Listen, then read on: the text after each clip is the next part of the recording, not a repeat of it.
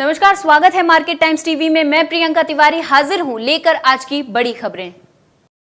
शुरुआत करेंगे कमोडिटी बाजार से जुड़ी बड़ी खबरों की। सबसे पहले बात कर लेते हैं कोरोना काल में बढ़ी सरसों तेल की खपत, अचानक आया दामों में उछाल। सरसों और इसके तेल में एक तरफा तेजी का रुख बना हुआ। जयपुर मंडी में सरसों मिल डिलीवरी 42% तेल कंडीशन और महंगी होकर 4,775 रुपए प्रति क्विंटल पर जा पहुंची। कोरोना काल में इम्यूनिटी बढ़ाने के लिए अधिकांश चिकित्सक सरसों का तेल खाने पर जोर दे रहे। इस कारण सरसों सीड के भाव निरंतर उछल रहे।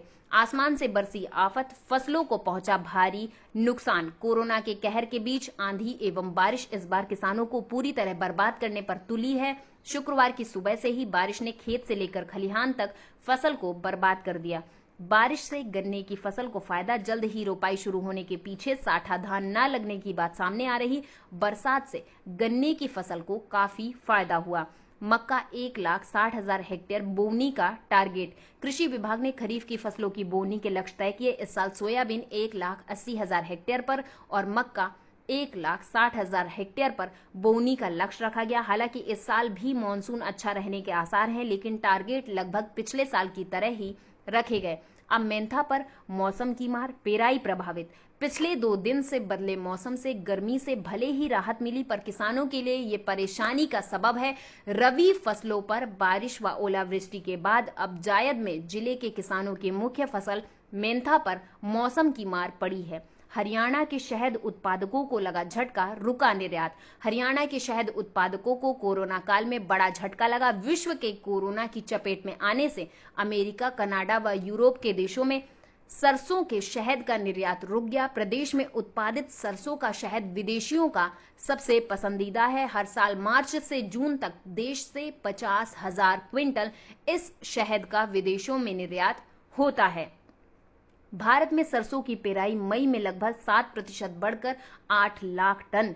भारत में सरसों के बीजों की पेराई, भारत में सरसों तेल उत्पादक संघ के आंकड़ों के अनुसार मई में 6.7% बढ़कर 8 लाख टन हो गई। पिछले साल इसी अवधि में सरसों की पेराई 7,50,000 टन थी। एक अधिकारी ने कहा कि अप्रैल में रबी तिलहन की पेराई 6,50,000 टन पर 26% अधिक है। प्याज टमाटर की गिरी हुई कीमतों पर नेफेड का हाई अलर्ट। ये शायद पहला मौका है जब प्याज और टमाटर की बढ़ी हुई कीमतों ने नहीं बल्कि औसत से भी कम भाव ने संस्था भारतीय राष्ट्रीय कृषि सहकारी विपणन संघ मर्यादित नेफेड को चिंता में डाल दिया। टमाटर पैदा करने वाले किसान मंडी में बेबस नजर आ रहे। टमाटर की कीमत 3 से 5 रुपए किलो मिल रही। यही स्थिति प्याज की है। नेफेड ने इसको लेकर हाई अलर्ट घोषित किया। नुकसान की भरपाई के लिए उद्यान विभाग से किसानों की सूची मांगी है। मिर्च और टमाटर की फसल चट कर रहे कीट। भीमताल में पहले बारिश और ओलावृष्टि ने काश्तकारों की उपज को प्रभावित किया। वहीं अब फसली कीट कट वर्म ने खासा नुकसान किया। फलों व सब्जी फसल पर निर्भर रहने वाले काश्तकारों के सामने अब नई समस्या आ गई। यहाँ कई क्षेत्रों में मिर्च और टमाटर की फसल पर कटवर्म कीट का असर दिखाई देने लगा।